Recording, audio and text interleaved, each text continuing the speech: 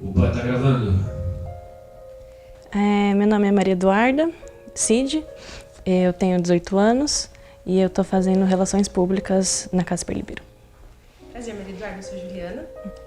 A primeira pergunta que eu vou fazer então é: qual a história de amor mais bonita que você conhece?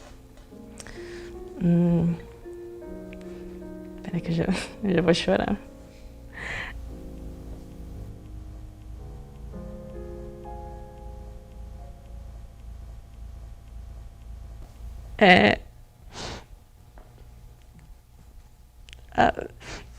A história de amor mais bonita que eu conheço era a minha e do meu namorado. Porque, apesar de tudo que a gente passou, a gente ainda se escolheu se amar. E, apesar de todas as diferenças, todos os problemas de saúde que ele tinha, ele sempre escolhia ficar comigo. Apesar das visitas do hospital que ele tinha, ele sempre fazia tempo pra mim.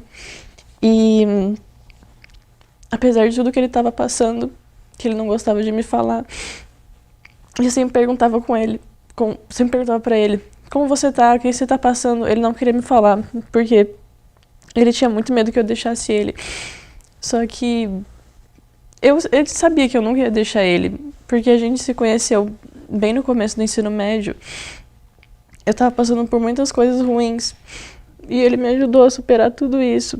Questão de automutilação ou suicídio, essas coisas, ele me ajudou por tudo. E agora, apesar dele não estar mais comigo, eu tenho certeza que se ele olhasse como eu tô agora, ele ficaria muito orgulhoso. E é isso que importa. Meu nome é André Bogalho, eu tenho 19 anos, eu estudo medicina veterinária. Eu acho que o amor, existem vários tipos, existem várias manifestações do amor. Então eu acho que é muito difícil você definir o amor para cada pessoa, porque cada pessoa, com base na criação, com base no seu entorno, ela tem a sua definição própria do que é o amor.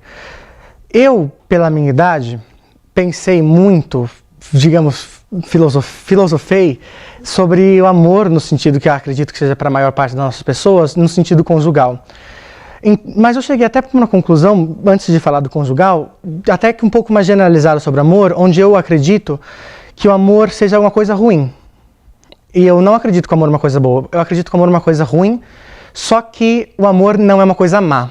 Eu penso que o amor é uma coisa que é muito mais profunda e muito mais sombria, digamos assim. Uma metáfora que eu gosto muito é do amor como antropofagia. Então eu acredito que o amor como antropofagia é a metáfora que eu mais adoro, mesmo que seja bem sombria, né? Eu acho que é uma interpretação mais generalizada, mas eu acho que você amar uma pessoa tanto a ponto que você não consegue só estar perto dela, que você consome ela, é uma coisa que Isso é, obviamente, se a gente for pensar numa óptica muito maniqueísta, óbvio, isso é horrível, isso é o ódio, isso é a destruição do amor, isso é a morte. Mas, dentro do amor, você parar e pensar, realmente faz sentido. Você ama tanto aquela pessoa, tanto, que você não consegue se ver longe dela, que você precisa estar com ela, você precisa ser um só com ela. Então, eu acho que vida e morte, vida, morte, amor e ódio, são coisas que nós muitas vezes interpretamos porque é mais fácil pra gente interpretar do que o confuso, é mais fácil a gente colocar um nome, uma palavra, em coisas que são confusas. Então, eu acho que amor e ódio, eles são interligados e o ódio é derivado do amor. E o amor é isso, o amor é a única sensação que faz a gente querer morrer quando a gente não tem ele. Como é que vocês se conheceram? Eu não esqueço esse dia até hoje. Oh. Eu tava, por uma amiga em comum, eu tava na mesa e foi quando, depois de algumas coisas que aconteceram, eu vi aqueles belos olhos verdes na minha frente, né? E eu considero um dos melhores dias da minha vida. A primeira vez que eu vi ele, que eu ouvi, na verdade, nossa, foram muitas vezes, na verdade. Mas quando eu me percebi que ele era o amor da minha vida, não faz muito tempo, porque eu tava com uma pessoa que não deu certo, enfim. Mas aí eu conheci ele e eu conheci a melhor pessoa, a pessoa incrível, maravilhosa. Não mude por nada, nem por ninguém. Saiba disso. Eu acho que você é uma pessoa incrível, pessoa maravilhosa. eu te amo demais, eu quero levar você pra minha vida e que eu te amo muito, sabe? Não tenho palavras pra descrever o tanto que eu te amo, entendeu? E saiba que eu tô com você, independente do momento ser bom, ser ruim, pode ser qualquer outra coisa, mas pode contar comigo, entendeu? Amor, agora eu olho nos seus belos olhos, né? Como toda vez eu faço. E eu quero falar que nesses últimos 3 meses foram os melhores 3 meses da minha vida. Que você é uma pessoa maravilhosa, que eu te amo muito, que eu me perco nesse seu sorriso e nesses seus olhos verdes, como eu já tinha escrevido ali, né? Então, eu te amo muito, muito mesmo, e eu tô com você pra tudo. Meu Deus. Te amo muito. Também. Oh, meu Deus. Pode te abraçar. Aqui. Peraí.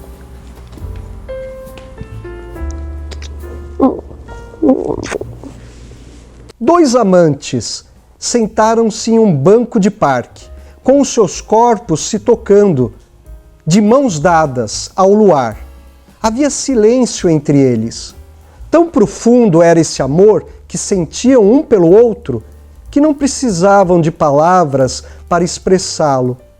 E assim permaneceram sentados em silêncio, em um banco de parque, com os seus corpos se tocando de mãos dadas ao luar. Finalmente ela falou: "Você me ama, John?" perguntou ela. "Você sabe que eu te amo, querida", respondeu ele. "Eu te amo mais do que as palavras podem expressar. Você é a luz da minha vida, meu sol, minha lua e minhas estrelas. Você é tudo para mim. Sem você, não tenho razão para existir." Novamente, houve silêncio, enquanto os 2 amantes permaneciam sentados em um banco de parque, seus corpos se tocando de mãos dadas sob o luar. Mais uma vez ela falou: "Quanto você me ama, John?" perguntou. Ele respondeu: "Quanto eu te amo? Conte as estrelas do céu, meça as águas dos oceanos como uma colher de chá, numere os grãos de areia na praia. Impossível, você diz?" E aí acaba a ópera. O apaixonar-se é uma projeção, né? É uma busca, nasce de um vazio, de uma necessidade de encontrar um outro que, de alguma maneira, possa refletir os seus valores, os seus interesses, mas também que traga algo que te seduza, que te atraia, né? Um objeto de desejo. Eu uso o termo objeto porque em algumas circunstâncias a relação ela tem essa característica, né? Eu acho que na paixão a gente busca essa completude de uma maneira mais intensa, porque tem questões também até biológicas envolvidas, né? O mito de Sísifo é um mito muito antigo, provavelmente ligado ao conto popular. Ele tem dois núcleos narrativos. O primeiro é o da morte lograda, que é um ciclo famoso assim. Alguém, um sujeito, um indivíduo consegue lograr a morte e consegue se dar bem, ele consegue passar a morte para trás. O Sísifo morre 2 vezes, é condenado à morte 2 vezes, e nas 2 vezes ele consegue fugir, né, do Hades, lá, que é a representação do espaço inferior, lá, o ínfero, na cultura grega. E também é o mito do embusteiro, do trickster, que é o sujeito que consegue enganar os deuses, consegue enganar os poderosos e tal, do qual também faz parte o núcleo narrativo da Odisseia com Ulisses. Então, a rigor, o mito tem essa conformação. Ele começa como um conto popular de um sujeito que ousa, né, não só enganar Zeus, como também, digamos, tripudiar dos deuses quando consegue fugir da morte 2 vezes. Depois, então, na segunda parte do mito, aí o mito ganha uma condição mais reflexiva, né? O conto fica mais reflexivo quando o Sísifo, então, ele é condenado por ter sido, né, esse sujeito que desfez dos deuses, tripudiou dos deuses, ele é condenado a uma condenação absurda, que é, né, rolar uma pedra num monte acima, e toda vez que a pedra chega lá em cima, a pedra depois rola morro abaixo, ele é obrigado a fazer isso constantemente, infinitamente. E aí sim, o mito ganha uma condição, digamos assim, mais reflexiva, mais metafórica e tal, que é a ideia de um sofrimento absurdo, um sofrimento, digamos que é infinito, que não tem razão de ser, que não teve começo e não teve fim. A pedra que rola infinitamente tem essa condição de ser, né? Aquele fardo que o homem carrega constantemente, sempre adiante, avante e tal, e não sabe muito por que aquilo começou. Aí vira quase uma questão, assim, digamos, trágica. Muito bem, Tuca. Gravando. Qual que é a importância da religião? O que você acha que ela fere no processo de amar? Então, principalmente nesse tópico específico da religião e tal, eu sou hétero, mas eu tenho várias amigas que são lésbicas e eu tenho certeza que o meu pai, se soubesse disso, faria um alvoroço. Então por parte da religião, de falar que aquilo dali não é algo normal, que aquilo dali é um pecado, que aquilo dali é um crime, que ser diferente do que era o considerado o padrão, isso acaba também por me ferir de ficar vendo tanta gente que compactua com isso e que muitas vezes só é levado, não tenta nem entender o outro lado que é o certo, né? Cada um ser do jeito que quer ser. Meu nome é Gabriel Bogalho de Souza, no momento tenho 17 anos e estou cursando jornalismo na Faculdade Casper Libero. Você ama Deus? Deus? Dependendo do que é Deus, não. Eu não amo que Deus deixa a gente passando fome, eu não amo que Deus deixa a gente sem casa, eu não amo Deus que deixa a gente maltratando animal. Mas eu amo Deus que possibilita muitas coisas para todas as pessoas. Quem é esse Deus? Aí é complicado. Para mim, acho que cada um de nós tem um pouco de Deus de nós mesmos e é a gente que tem que fazer essa parte. Porque se a gente for levar o Deus como uma construção da nossa própria mente, em algum momento ele teve que sair da gente. Então, acho que todo mundo tem que ter um pouco disso. E acho que é aí que entra com a fé e o amor. Porque se você não tiver amor por ninguém, você não vai ter fé nos outros. Olá, meu nome é Djalma, eu sou atualmente presidente de um centro de Umbanda em São Paulo, uma casa que foi fundada desde 1969, eu estou lá há 36 anos, então a gente tem um pouquinho de experiência, né, que a gente convive com as pessoas. Como você se descobriu dentro da Umbanda? O que é a religião para você? O que é Deus? Deus para mim é uma energia, uma força, né? Para mim, Deus nunca foi um ser, nunca foi uma espécie, sempre foi uma energia muito forte, muito presente em tudo que eu sempre fiz na minha vida, desde muito novo. Desde criança passei por algumas religiões, fui à igreja católica, meus pais frequentavam a igreja messiânica, que hoje é conhecida como Jorei, então, que tem um pouco da vertente oriental. Mas a minha avó, a mãe do meu pai, ela já era babalorixá de centro, né, de Umbanda, mas eu nunca tive curiosidade quando muito jovem ou adolescente. Até que o amor me levou a Umbanda. Eu conheci a minha esposa, eu tinha 18 anos, e ela morava, né, com a tia e com a avó, que também eram babalorixás de um terreiro de Umbanda, e aí ela me convidou para ir numa festa. E é lógico que eu não fui por curiosidade, eu fui porque eu estava apaixonado por ela, e eu queria agradar. Então vamos, não tem problema, eu não tenho problema em ir. E a partir deste primeiro dia, eu senti uma força universal, uma força de Deus, uma energia tão grande, tão intensa, que aquilo me atraiu. Não por curiosidade, não por nenhum misticismo, mas porque eu me senti muito bem, eu me senti acolhido. Foi isso.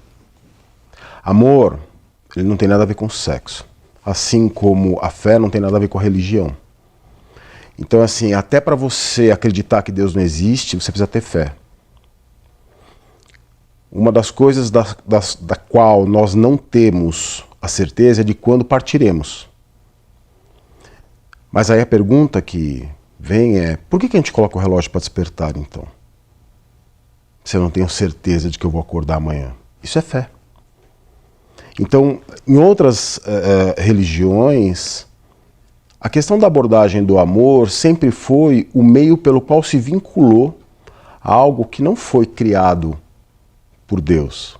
Porque religião é uma coisa do homem, não é uma coisa de Deus. Deus tem lá 10 mandamentos, dentre os quais, se você olhar profundamente os 10 mandamentos, o amor está em todos. Então, assim, é a linguagem universal. Então, não seguir, de repente, uma vertente religiosa ou optar por outra, não foi uma condição de ideologia. Foi uma condição que não me agradava. Como eu disse no começo, energia. Então, por exemplo, eu não fico aqui se eu não me sentir bem. Eu não fico em local onde eu não me sinto bem. E as pessoas tendem a fazer isso. Você vai em um lugar que você não se sente bem, você procura ir embora logo, sair. Isso é energia.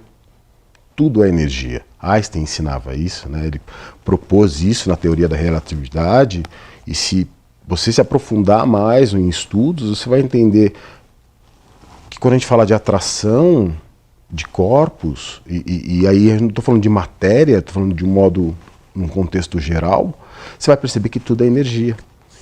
E aí o amor, né, assim, amar, essa questão do amor, ela foi nos ensinada como sendo muito pessoal, e não é.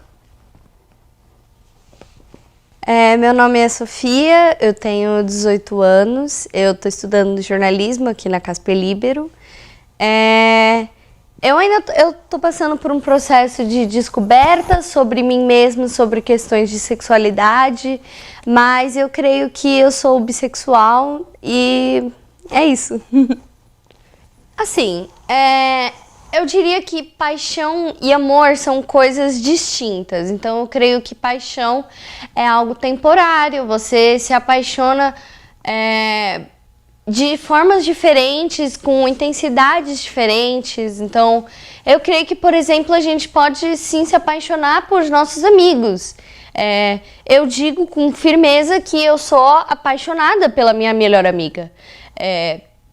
Somos muito amigas, amizade muito profunda e não tenho problema em falar isso. Agora, a questão de amor, eu creio que o amor, ele já é uma fase mais profunda.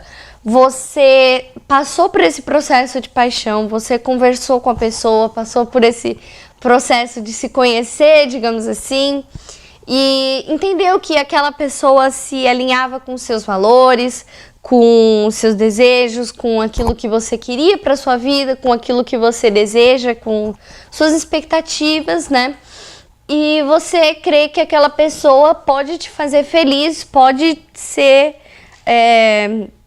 uma pessoa certa, alguém que você gostaria de passar com ela pro resto da sua vida. Você já se apaixonou? Não.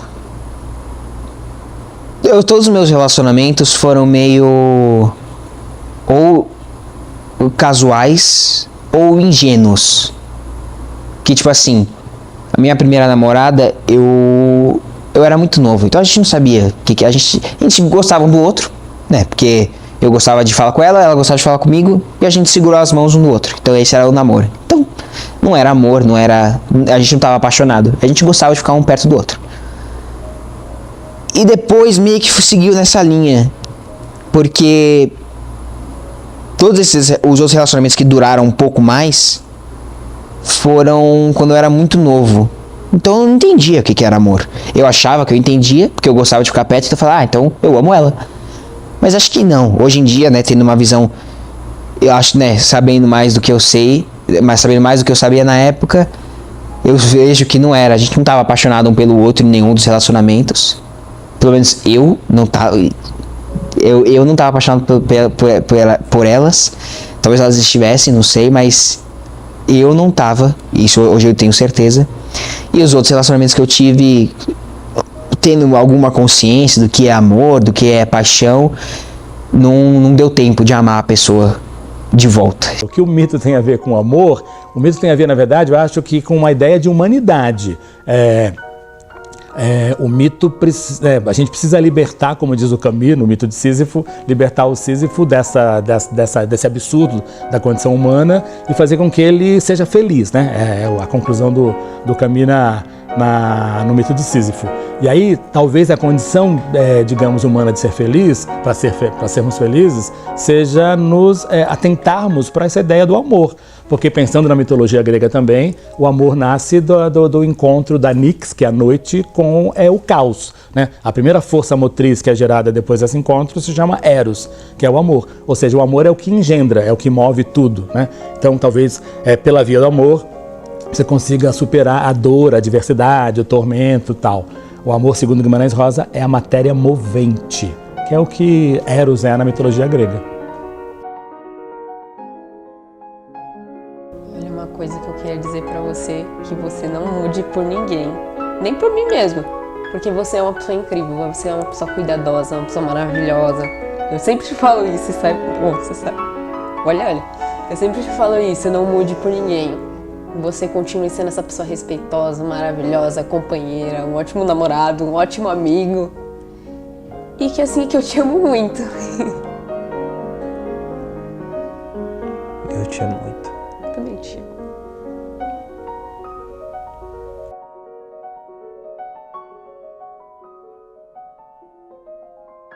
Você falou então sobre essa questão da fé na energia, não necessariamente na instituição religião. Isso. Deus como essa força vital. E eu acho que o amor também é força vital.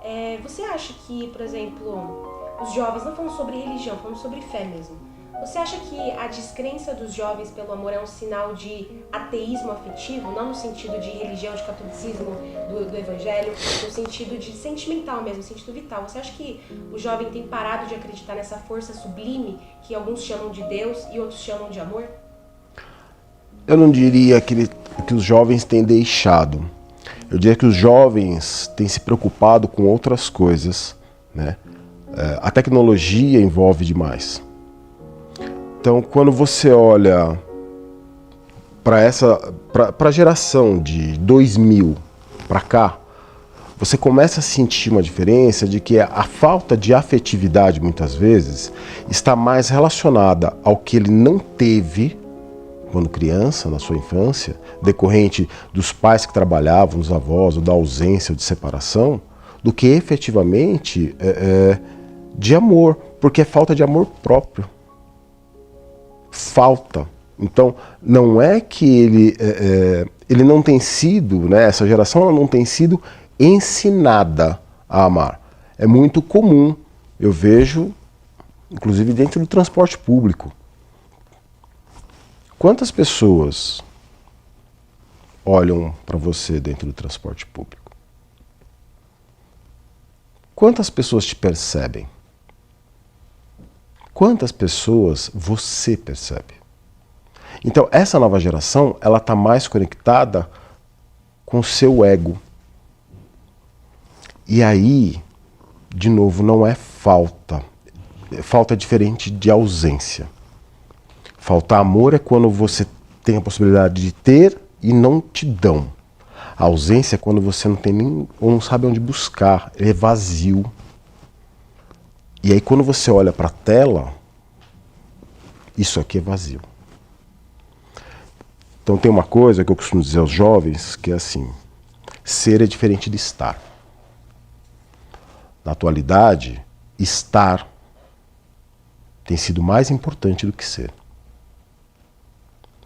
Eu preciso estar feliz, eu preciso estar nas redes sociais, eu preciso estar para o outro. Mas esquecem de ser. E ser não significa que você precisa estar feliz. Eu posso não estar feliz agora, mas eu sou feliz. Então, o que eu acho que falta é um pouco de dedicação, não só dos jovens, porque assim como tudo que é novo, ele só vai adquirir, ele só vai recepcionar aquilo se alguém ou algo o ensinar. Por isso estudamos desde muito cedo. Agora, quem é que está ensinando isso aos jovens?